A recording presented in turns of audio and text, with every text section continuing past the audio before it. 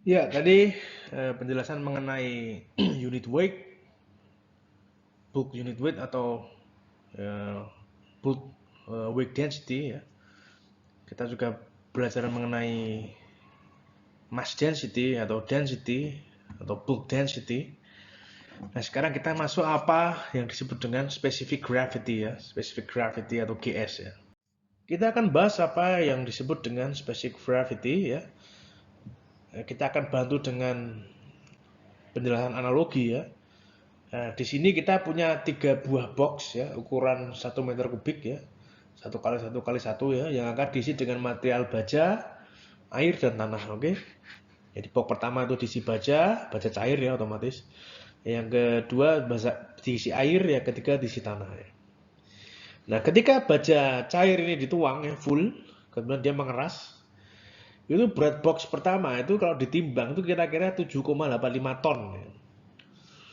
Ya, itu karena apa? Karena density baja sekitar 7.850 kg per meter kubik ya. Ingat bahwa massa itu sama dengan rho kali V ya. Jadi kali ini dikali volumenya. Nah, kalau berat box yang berisi air dia sekitar 1 ton ya. Karena apa? Karena density airnya sekitar 1 ton juga, 1 ton per meter kubik.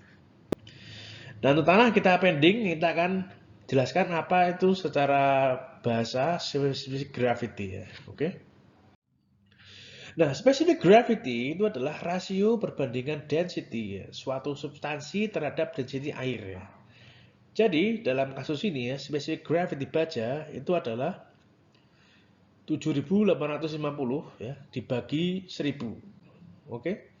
Atau sekitar 7,85 tanpa satuannya ya. Nah, ini unik ya. Jadi, ketika kita sudah tahu specific gravity ya, ini enak ya. Ini enak karena apa? Karena kita jika ingin mencari rho S ya atau density material tersebut, kita tinggal kalikan dengan air ya. Oke. Jadi rho S, rho solidnya adalah specific gravity suatu material ya, dikali dengan air ya, rho W ya. Massa jenis air ya. Ketemu rho solid.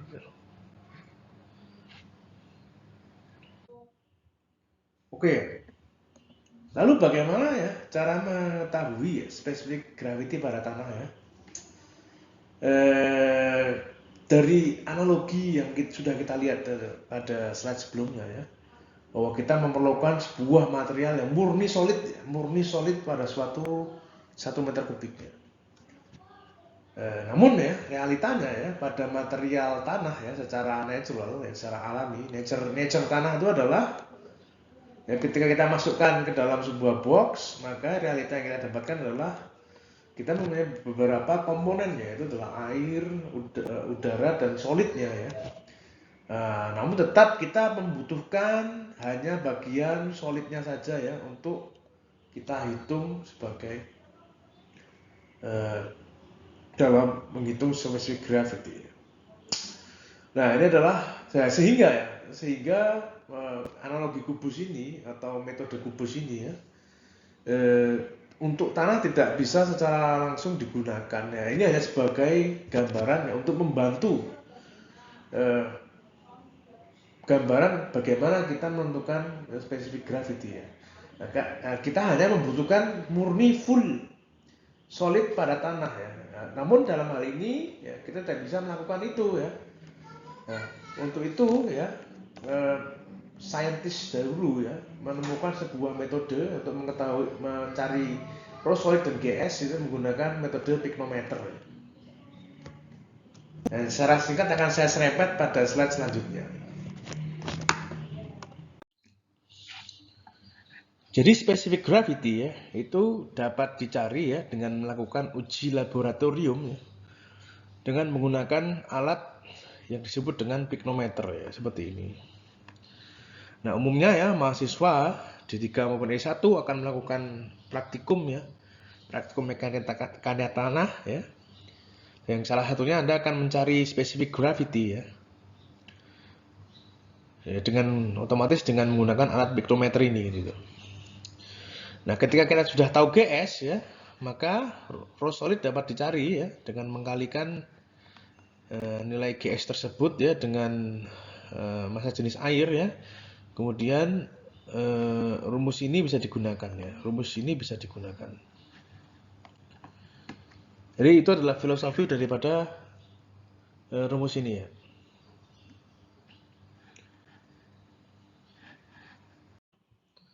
Oke, ya, kita akan lihat rumus ini ya lebih detail ya.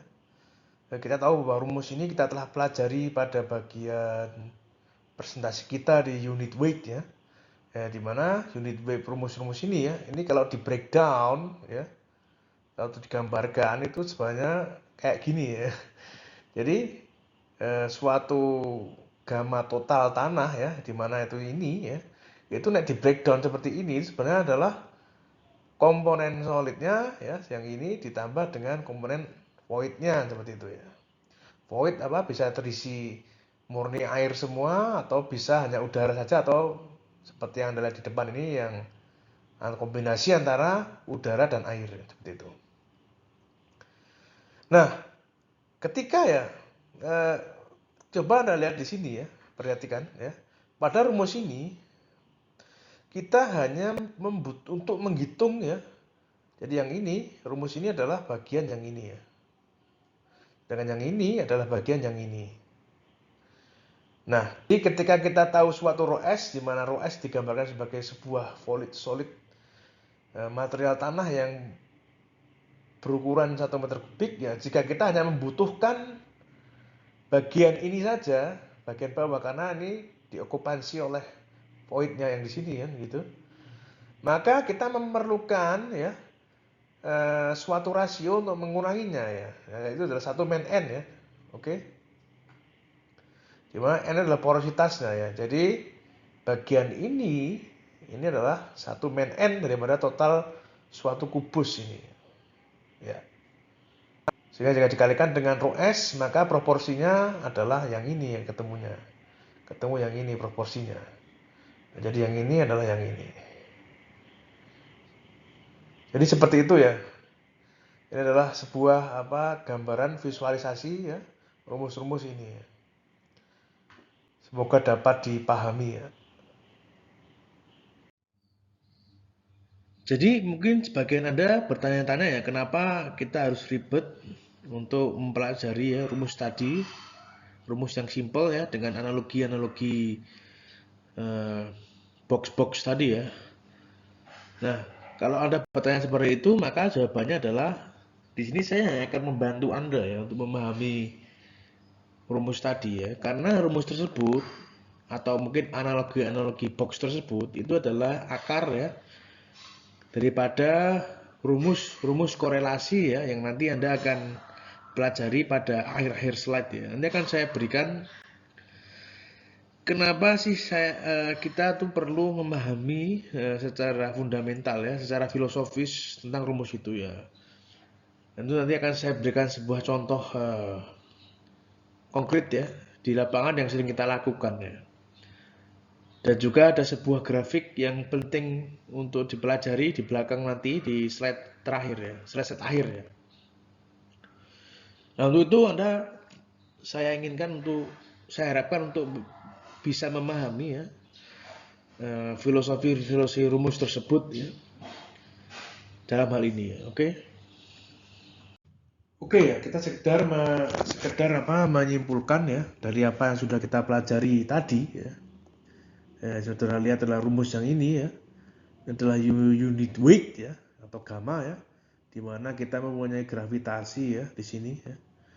Nah, ini kalau kita hilangkan gravitasinya maka otomatis ya yang di sini ya unit weight ini ya sudah menjadi rho atau density ya. Karena apa? Karena unit weight sama dengan rho kali G ya. Kalau kita hilangkan G-nya berarti kan ini tinggal menjadi rho ya, otomatis sama seperti yang di atas ini rumusnya ini. Density massa jenis. Oke.